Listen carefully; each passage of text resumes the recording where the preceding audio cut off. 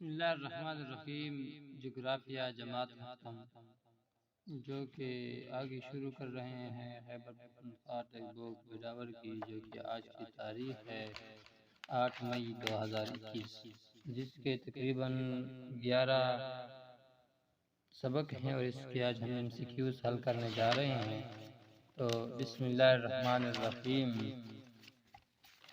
دیکھتے ہیں MCQs۔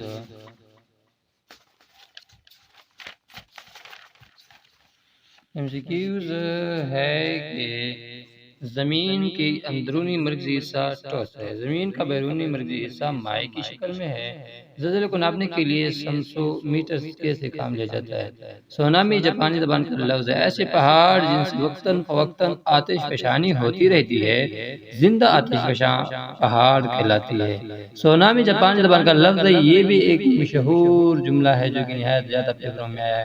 میں نے کئی بار ان پیپروں یعنی ٹیسٹوں کو حل کر کے دیکھا ہے۔ آگے کہتا ہے کہ مندرجہ سے درست جواب کا انتخاب کریں اور جواب کے گرد دائرہ لگائیں۔ آتش فشانیوں کی قسمیں 3 ہیں۔ زمین کی 3 بڑی تہوں کی خصوصیات ایک انڈے سے مشابہت رکھتی ہے۔ آتش فشاں مادہ جب زمین کے اندر ہوتا ہے تو اسے میگما کہتے ہیں۔ زلزلے کی شدت ناپنے کے لیے سیسموگراف آلہ استعمال ہوتا ہے۔ دراڑوں کی 3 قسمیں ہوتی ہیں۔ آگے چل کے دیکھتے ہیں۔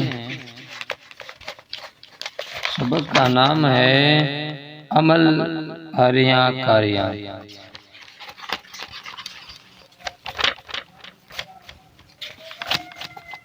تو اس کے MCQs ہیں کہ ہریاں کاریاں کی اصطلاح کی لغوی معنی کس چیز کی تہوں کو ہٹنا یا صاف ہو جانا۔ بالائی عقیدہ شکست و راحت کا کام صرف اتنا ہوتا ہے کہ وہ ابتدائی طور پر کر دے، لیکن اس سارے شکستہ مواد کو ہٹانا اس کے ذریعے سے نہیں ہو سکتا۔ تبھی شکست و راحت کو آسانی سے ایسے سمجھا جا سکتا ہے کہ جیسے تھوڑے سے پتھر توڑ دیے جاتے ہیں۔ کیمیائی شکست و راحت کو آسانی سے ایسے سمجھا جا سکتا ہے کہ جیسے پتھروں تیزاب ڈال دیا جائے۔ بہتا ہوا پانی کٹاؤ کا سب سے کارگر عنصر ہے۔ یہ بھی ایک انتہائی اہم ترین جملہ ہے۔ آگے کہتا ہے سبق کا نام ہے کرہ ہوائی کا تعارف۔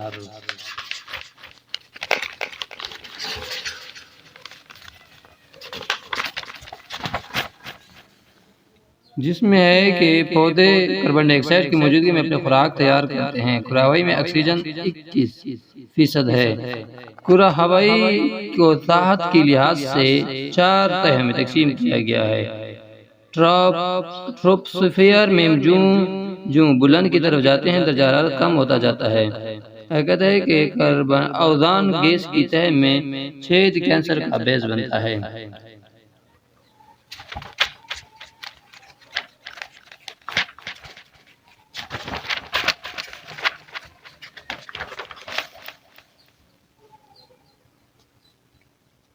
سوال کے 35 پانی 32 پر منجمد ہوتا ہے۔ زمین سورج کی شعاعوں کو جذب کر کے حرارت میں تبدیل کر دیتی ہے۔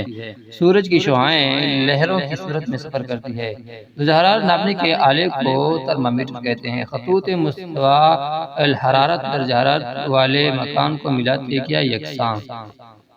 آگے چلتے ہیں۔ سبق کا نام ہے کرہ ہوائی کا دباؤ اور ہواؤں کی گردش۔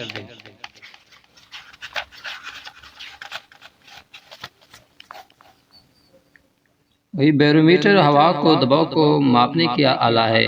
ہم جو زمین سے بلندی کی طرف جاتے ہیں تو ہوا کے دباؤ میں کمی آتی ہے۔ کرہ ہوا ہمیشہ اوپر کی طرف جاتی ہے۔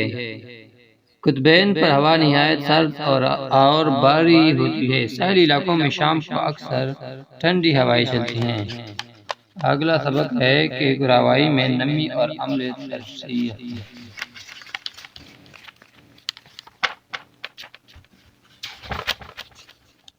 ہوا میں نمی کی گنجائش تبدیل ہوتی ہے۔ جس ہوا میں نمی کا تناسب 100% ہو اس کو سیر شدہ ہوا کہتے ہیں۔ اگر ابر تکثیر زمین کی سطح کے قریب ہو تو اس کو دھند کہتے ہیں۔ سب سے زیادہ بارش استوائی خطہ میں ہوتی ہے۔ سرس بادل سب سے اونچے بادل ہیں۔ آگے سبق کا نام ہے ذرات۔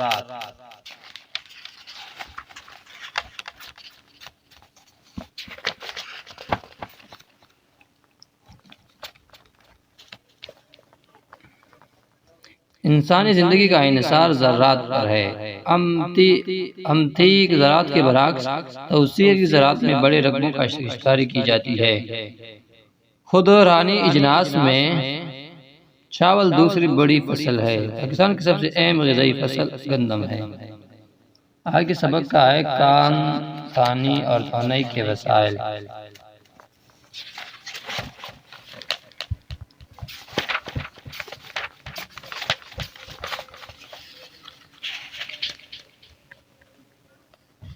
معدنیات نکالنے کے عمل کو کان کانی کہتے ہیں۔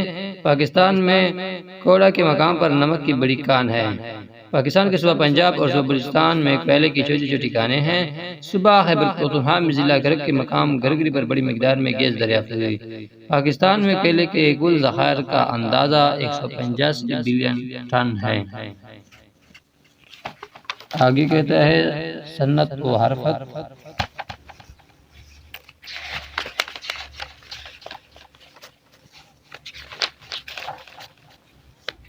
صنعتوں کو 18ویں اور 19ویں صدی میں بے حد فروغ حاصل ہوا۔ صوبہ خیبر پختونخوا کے ضلع صوابئی کے علاقے گدوان امزائی میں ایک صنعتی حلقہ بنایا گیا جہاں بہت سی صنعتیں لگائی گئی ہیں۔ پاکستان کی سوتی کپڑے اور دھاگے کی صنعت ساری دنیا میں مشہور ہے۔ یہ بھی نہایت اہم سوال ہے۔ 1947 سے پاکستان میں صرف 2 چینی بنانے کے کارخانے تھے۔ آگے کہتا ہے 10 تجارت۔